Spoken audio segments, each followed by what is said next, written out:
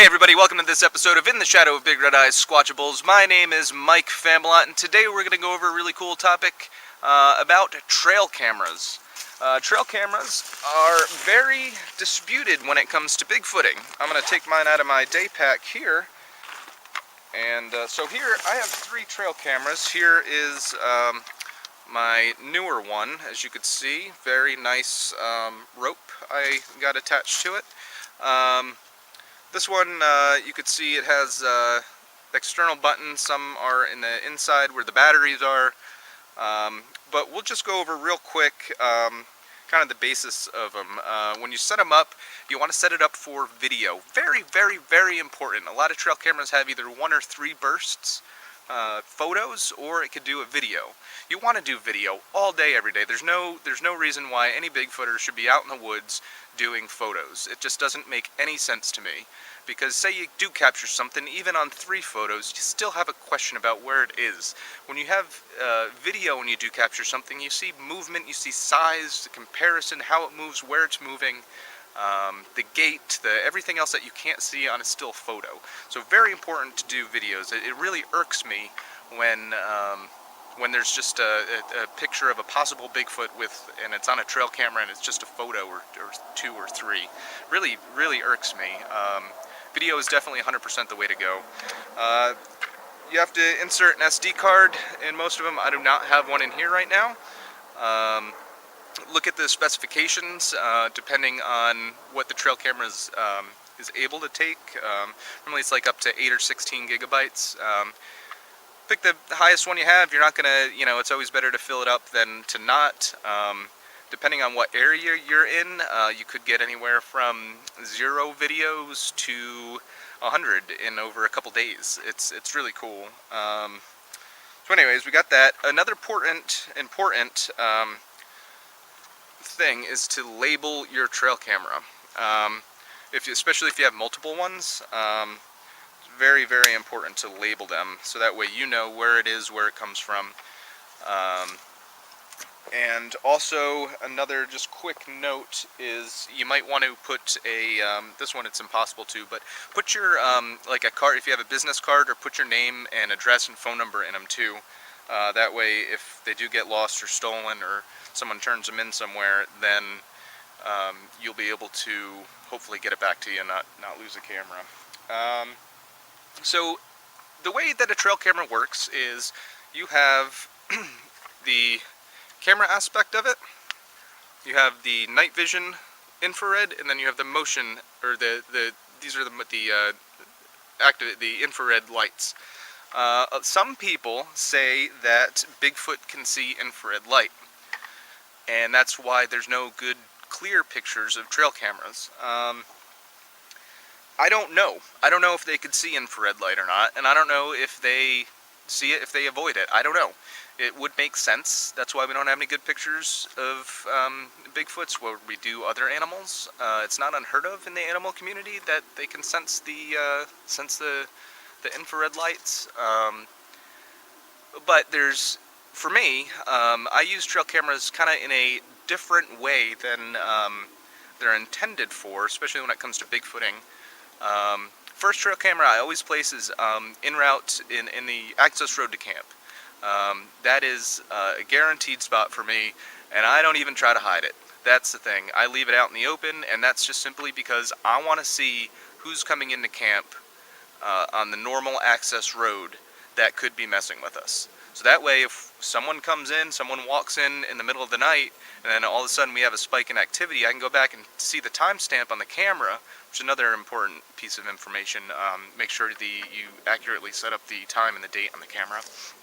I can go back and timestamp that on my voice recorder and compare it to the trail cameras and see, oh, okay, that was probably somebody messing with us. And very important. Depending on the location of the trail cameras really depends on where you're at. If you're by a creek, or a river, it's good to put them parallel to the river. Don't put them straight across, put it parallel. And same way, it's a great spot if you can find a game trail, which is a trail that deer and other animals use to kind of get to point A to point B easily. It's usually worn down. You can pick it out pretty easy if you've been in the woods at all. And you want to put it parallel. Do not put it perpendicular. Here's the trail. You want to put the camera right next to the trail and face it that way. You don't want to go sideways. And the reason why you don't want to go sideways is because a lot of the cameras have a slow trigger speed, which is, you see, the camera sees something, and then anywhere from 1 to 3 seconds, then it starts recording. So if you put it perpendicular to a trail, then, so say it'll trigger now it'll start recording. It's gone. So it doesn't make any sense. You're going to miss a lot of things if you put it perpendicular. You always want to put it parallel to the trail. Some of the other important things, people sometimes, and I'll do it occasionally, is people will bait their trail cameras. And that's an interesting technique. Make sure you check your local laws before baiting. So a lot of times it's illegal to bait animals. I know in New Jersey it's illegal to bait animals. So if a park ranger or somebody stumbles upon your baiting site, then you're going to be in some trouble, especially when they find your name on the inside of the trail camera, and they're going to confiscate the trail camera. So check your local laws before that. If I do bait, I use things that are local to the area. Obviously, meat is really good. That's kind of like a catch-all. If you can't get anything local, animal fat is good. Raw, everything raw. And you could, just put it right in front of the camera. Make sure it's close enough that anything will trigger. Another thing too with trail cameras, they don't have an infinite range. You want to make sure that the focal point of where your animal is expected to be is within that distance that the trail camera is going to be able to see and capture a clear picture. So you're not going to put a bait 100 yards away of a trail camera and expect good clear evidence. That's just not going to happen. So meat is very good, but what I like to use the most is stuff that is found in the woods.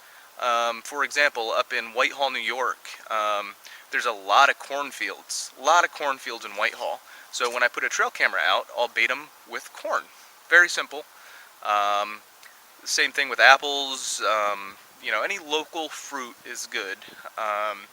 And when I buy it at the store, I always try to get organic. I know it's a little bit more expensive, but for some reason I think that it's more enticing to an animal if it's organic, just because it doesn't have the smell of all that good stuff. Their smell is probably really good. I'm talking about Bigfoots. And that's another thing, when it comes to baiting, you want to use smelly stuff. In the past I've used, up in Ancram, New York, I've used peanut butter. And that was, everything likes peanut butter. So that leads me to my next point, is even if you don't catch a Bigfoot on trail camera, you're going to catch local animals if it's baited or in the proper position. And that's great to see what kind of prey that the Bigfoot are preying upon. Whether you have raccoons, little rodents, mice, deer, bear, whatever it is, if you catch it on trail camera, you can go back and review the evidence and see, oh, okay, there's deer in this area, so that's pretty cool, or there's coyotes in this area, that's really good too. So that's that. Another thing you could do, it's not really baiting, it's more of a an object that will draw interest. Also in Ancram we use CDs in the tree, and that was a very interesting technique. I've picked that up along the way, and it's one of my favorite ones to use because you can collect so much evidence on that, and we'll get into that on a different episode. When you do put your trail cameras out, especially if you are in the deep woods, you want to make sure that you somehow GPS tag them, so that way you can find them. Very simple. I've lost trail cameras before. They're still up in the Adirondacks. If you guys want to go look for it, more than welcome to. It's yours if you find it. And people say, oh, don't put out trail cameras because it's... Whoop, U-turn. Ooh, just fell. So when it comes to the infrared lights, you can, even if they can see the infrared, you can use that to your advantage, and that's kind of sometimes what I'll do too. So we already got trail camera 1, and that's placed, like I said, just to see if anybody comes into the main access road of camp. The next 2 trail cameras, all placed, you got to do it strategically, especially if you're trying to capture a Bigfoot on these things. So say they can see the infrared light, okay? Let's just say they can see it, and they will avoid it, which is why we don't have any good pictures of Bigfoot on trail cameras. So they avoid it, right? Well, they're still very curious creatures, so I think what they'll do is they'll avoid that infrared light all around it, but they'll still want to come in and investigate you.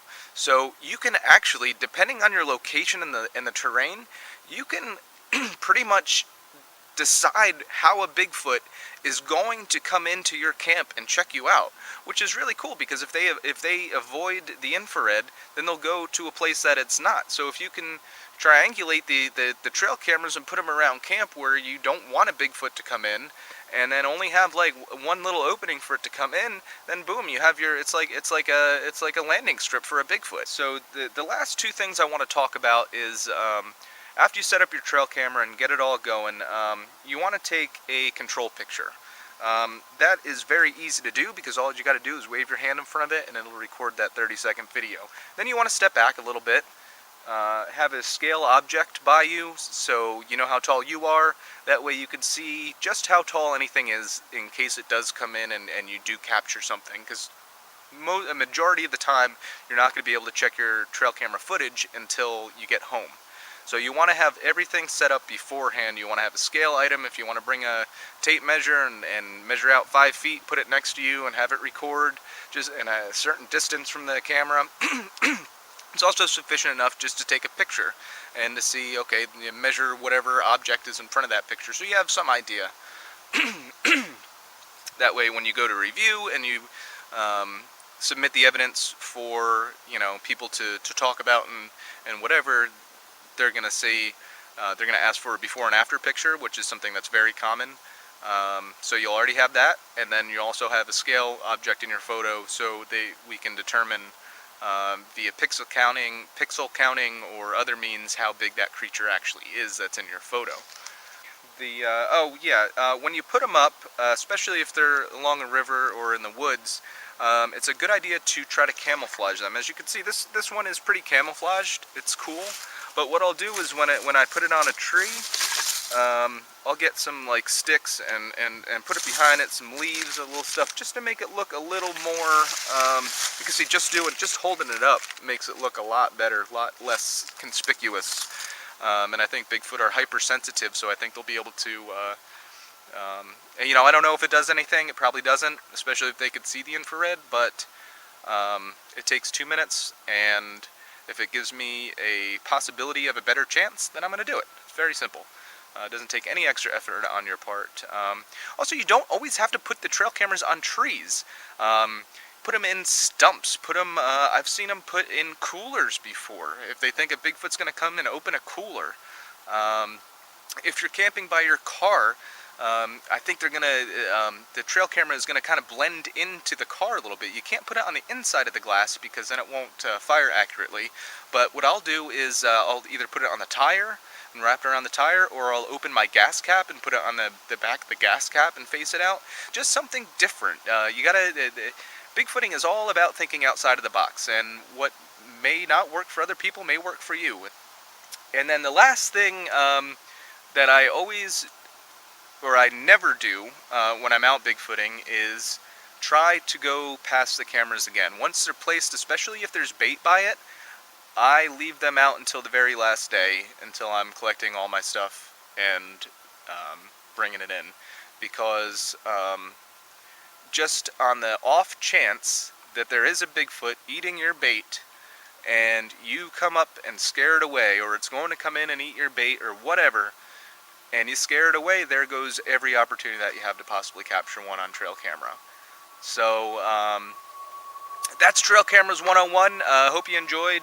Again, I'm Mike Familant signing off for Squatchables, and In the Shadow of a Big Red Eye. We'll see you next time.